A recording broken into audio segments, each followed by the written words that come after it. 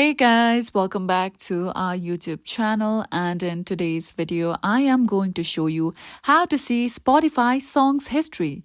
So first of all, launch Spotify app on your mobile device.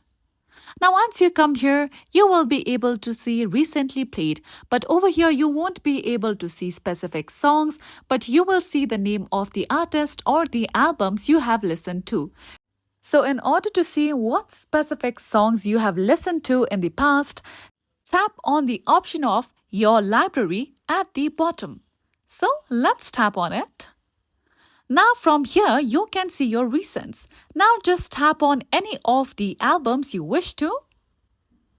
Now over here if you scroll down below, and then let's tap on And More option. So if you do so, you will be able to see various songs you have listened to on your Spotify. So that's how you can see your recently played songs history on Spotify.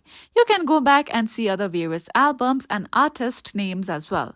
So this is it for today's video, and at last, don't forget to subscribe to our YouTube channel.